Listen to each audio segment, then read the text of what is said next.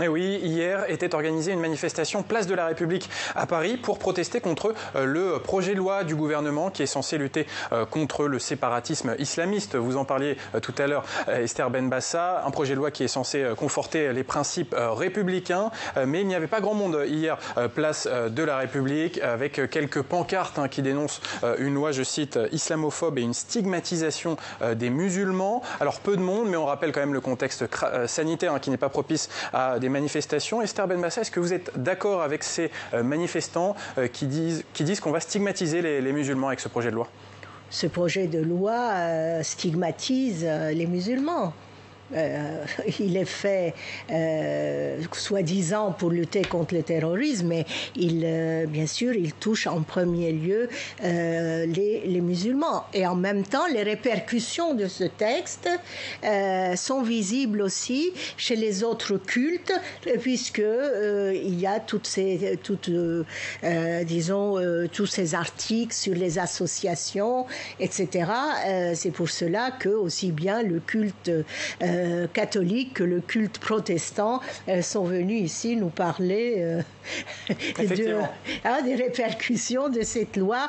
Et la liberté de culte est quand même un des fondements de la laïcité d'Aristide Briand, pas la laïcité laïciste et disons très stricte.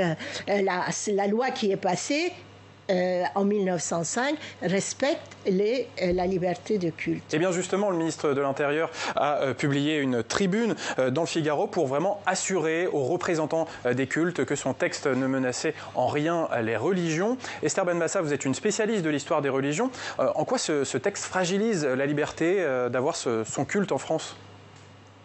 Parce que ce n'est pas à l'État de se mêler du culte et ce n'est pas à l'État de faire des textes comme celui-ci qui n'aideront pas à réformer l'islam et à faire un islam dit européen. Ce n'est pas à l'État de le faire, mais... Mais qu'est-ce qui, dans ce texte, menace la liberté des religions ? Tous les articles, dès qu'on les regarde, on voit dans son imaginaire immédiatement les musulmans. Qu'on demande aux musulmans de faire passer leurs associations de la loi 1901 à des associations cultuelles de 1905, on peut comprendre. Mais là, c'est l'attestation de virginité. L'attestation de virginité concerne directement les jeunes filles musulmanes. Ce n'est pas quelque chose qui concerne les jeunes catholiques ou non catholiques. Et après, il y a tous ces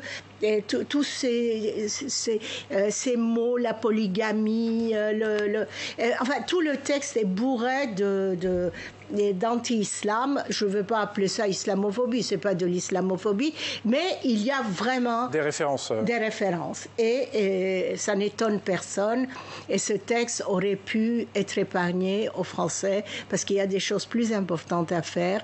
Et même les protestants qui sont venus là et l'archevêque qu'on a reçu sont pour des relations sereines entre toutes les religions en France.